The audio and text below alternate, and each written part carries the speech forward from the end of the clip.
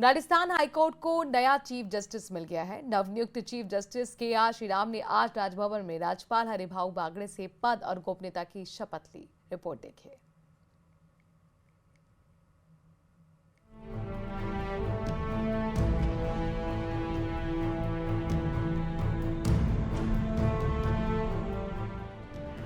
Justice Shriram कल्पाती Rajendran Rajasthan high court के 43वें मुख्य न्यायाधीश बन गए हैं। राजभवन में राज्यपाल हरिभाऊ बागड़े ने उन्हें शपथ दिलाई। इस मौके पर सीएम भजनलाल शर्मा, विधानसभा अध्यक्ष वासुदेव देवनानी, उप मुख्यमंत्री डॉक्टर प्रेमचंद बैरवा, दिया कुमारी समेत कैबिनेट के अन्य सदस्य मौजूद रहे। जस्टिस श्रीराम इससे पहले मद्रास हाईकोर्ट में मुख्य न्यायाधीश के पद पर कार्यरत थे। सुप्रीम कोर्ट कॉलेजियम की सिफारिश पर उन्हें 14 जुलाई को राजस्थान हाईकोर्ट का मुख्य न्यायाधीश नियुक्त किया गया। नाम जस्टिस कल्पाती राजेंद्रन श्रीराम। जन्म 28 सितंबर 1963 मुंबई।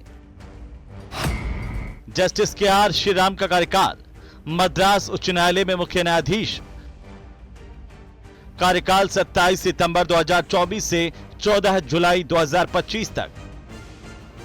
राजस्थान हाईकोर्ट के 43वें मुख्य न्यायाधीश, 21 जुलाई 2025 को ली शपथ। 27 सितंबर 2025 को होंगे सेवानिवृत्त। राजस्थान हाईकोर्ट में सिर्फ 69 दिनों का कार्यकाल। Justice Shriram KR. महाराष्ट्र के रहने वाले हैं। वे साल 2013 में मुंबई हाईकोर्ट में अतिरिक्त न्यायाधीश नियुक्त किए गए थे। साल 2016 में स्थायी न्यायाधीश बने। वहीं 27 सितंबर 2024 को उन्होंने मद्रास हाईकोर्ट के मुख्य न्यायाधीश के रूप में शपथ ली थी। Justice Shriram KR. का कार्यकाल 69 दिनों का होगा और वे इसी साल 27 सितंबर को रिटायर होंगे। आपको बता दें कि सुप्रीम कोर्ट कॉलेजियम ने राजस्थान हाईकोर्ट के तत्कालीन मुख्य न्यायाधीश जस्टिस एम श्रीवास्तव का मद्रास हाईकोर्ट और जस्टिस के.आर. श्रीराम का राजस्थान हाईकोर्ट तबादले की सिफारिश की थी। इसकी राष्ट्रपति की मंजूरी के बाद सोमवार को अधिसूचना जारी की गई थी। न्यूज 18 राजस्थान के लिए जयपुर से रोशन शर्मा की रिपोर्ट। रुडसिको की 60वीं बोर्ड बैठक नगरीय विकास मंत्री जाबर सिंह खर्रा की अध्यक्षता में डीएलबी सभागार में हुई। बैठक में मंत्री ने अधिकारियों को स्पष्ट निर्देश दे दिए हैं कि सीवेज और अफोर्डेबल हाउसिंग प्रोजेक्ट्स की योजनाएं आम जन की जरूरत और सुरक्षा और व्यवस्थित शहरी विकास को ध्यान में रखते हुए बनाई जाए। उन्होंने कहा कि काम में देरी और गुणवत्ता से किसी तरह की लापरवाही स्वीकार नहीं की जाएगी।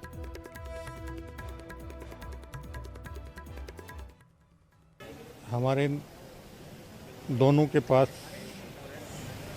जितने कार्य हैं, जितने प्रोजेक्ट्स हैं, एक एक का रिव्यू किया है और विशेष रूप से हमारी एक अफोर्डेबल हाउसिंग स्कीम है जिसमें 2015 से 2018 के बीच जो स्वीकृतियां जारी हुई और उसके बाद कुछ जगह निर्माण हो गया, कुछ जगह निर्माण नहीं हो पाया। उसमें जो वास्तव में कारण थे, उन कारणों पर गहनता से विचार विमर्श हुआ है और उन कारणों को किस प्रकार दूर करके हम अफोर्डेबल हाउसिंग स्कीम को सफलतापूर्वक पूर्ण कर सकते हैं, इसके बारे में आवश्यक कदम और दिशा निर्देश बनाने के लिए संबंधित अधिकारियों को निर्देशित किया। प्रदेश में न्यायिक कर्मचारियों का लंबे समय से लंबित कैडर पुनर्गठन का मुद्दा विकराल रूप ले चुका है और इसी मांग को लेकर प्रदेश भर के न्यायिक कर्मचारियों की हड़ताल जारी है, जिससे प्रदेश की अदालतों में कामकाज ठप हो गया है।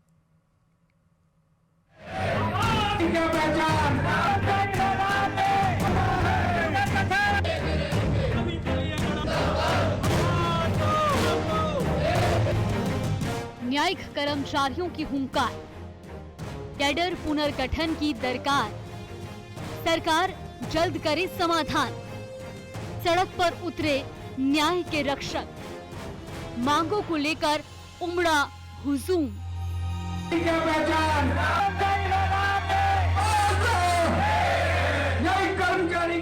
राजस्थान में न्यायिक कर्मचारियों का हुजूम अब सड़क पर न्याय के लिए उतर गया है। उच्च न्यायालय के आदेशानुसार अधीनस्थ न्यायालयों के मंत्रालयिक और आशुलिपिक संवर्ग का कैडर पुनर्गठन की मांग को लेकर विरोध का बिगुल फूंक दिया है। जगह जगह धरने प्रदर्शन, रैलियां और नारेबाजी की जा रही है। इसी कड़ी में भीलवाड़ा में जिला सेशन एवं न्यायालय परिसर में राजस्थान न्यायिक संघ के बैनर तले न्यायिक कर्मचारियों ने विरोध प्रदर्शन किया। इस दौरान उन्होंने जमकर नारेबाजी की और इस बीच संघ ने चेतावनी दी कि अगर मांगे नहीं मानी गई तो आंदोलन को और उग्र किया जाएगा। राज्य सरकार द्वारा न्यायिक कर्मचारियों के लिए पुनर्गठन लागू नहीं किया है। इसकी वजह से दिनांक 14 जुलाई 2025 से हमारे प्रदेश अध्यक्ष भूख हड़ताल पर बैठे हुए हैं और उसके पश्चात भी राज्य सरकार द्वारा पुनर्गठन के संबंध में कोई कार्रवाई नहीं की गई है। उधर दौसा में चौथे दिन भी न्यायिक कर्मचारियों का धरना जारी रहा। न्यायिक कर्मचारियों ने रैली निकालकर प्रदर्शन किया। संगठन के पदाधिकारियों ने कहा कि राज्य सरकार द्वारा उच्च न्यायालय के आदेशानुसार अधीनस्थ न्यायालयों के मंत्रालयिक और आशुलिपिक संवर्ग का कैडर पुनर्गठन नहीं करने से कर्मचारियों में रोष है। कोर्ट ने भी फुल बेंच ने ये अनुमोदित करके अनुशंसाएं करके स्टेट गवर्नमेंट को भेजा गया था, जिसकी पालना राज्य सरकार द्वारा आज तक नहीं की गई है। जो न्यायिक कर्मचारी हैं उनका पुनर्गठन अभी तक लागू नहीं हुआ है। न्यायिक कर्मचारियों के धरने से जैसलमेर में भी न्यायिक व्यवस्था बुरी तरह से प्रभावित रही। न्यायिक कर्मचारियों ने सामूहिक अवकाश को लेकर न्यायालयों का कामकाज पूरी तरह ठप कर दिया। कर्मचारियों ने मांगे पूरी नहीं होने तक धरना जारी रखने की चेतावनी दी। 2022 से कंटिन्यू सरकार ने अपने विभागों के सभी कर्मचारियों का पदों का पुनर्गठन कर दिया, वेतनमान दे दिया। न्याय विभाग के कर्मचारी इससे वंचित है, तो हम कई पिछले 3 साल से उसका इंतजार भी कर रहे हैं। बड़ा धैर्य रखा, पेशेंस रखा और हमारे पदाधिकारी भी समय समय पर सरकार के अधिकारियों से मिलते रहे। दोनों आश्वासन दिया कर देंगे, लेकिन लंबा समय हो चुका है और हमारे धैर्य का जो बांध है वो भी टूट चुका है।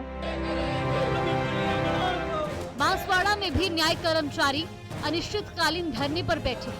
हड़ताल के तीसरे दिन कर्मचारियों ने कलेक्ट्रेट परिसर में कर्मचारियों ने रैली निकाली और मांग पूरी न होने तक सामूहिक अवकाश की बात कही।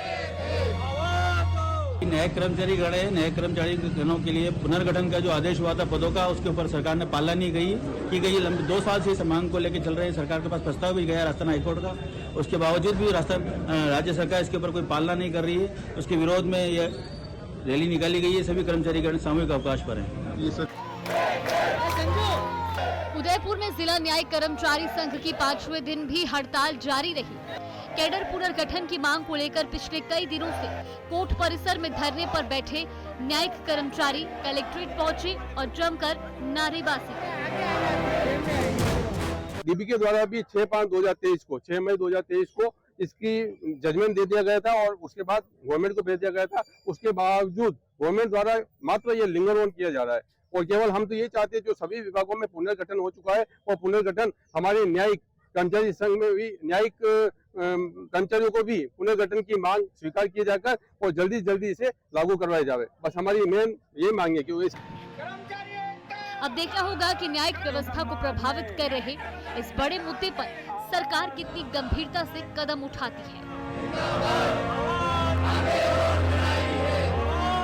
Bureau report, news 18 Rajasthan.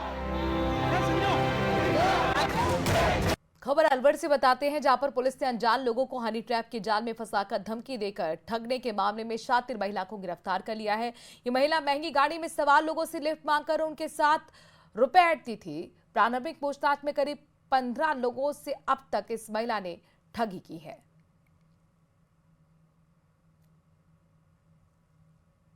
जो पुलिस थाना शिवाजी पार्क की टीम के द्वारा मुस्तैदी से और त्वरित कार्रवाई करते हुए किया गया है।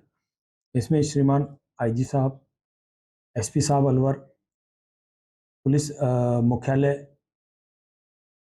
व सीओ सिटी साहब के कुशल नेतृत्व के अंदर परिवादी जो अलवर का ही रहने वाला है, उसने आके पूरा घटनाक्रम बताया और उसने बताया कि एक महिला जिसका नाम त्रिशा खान और त्रिशा राठौड़ और डॉक्टर त्रिशा राठौड़ है, जो लिफ्ट लेने के बहाने कार में बैठी, कार बैठने के दौरान आपस में नंबर इंटरचेंज हुए।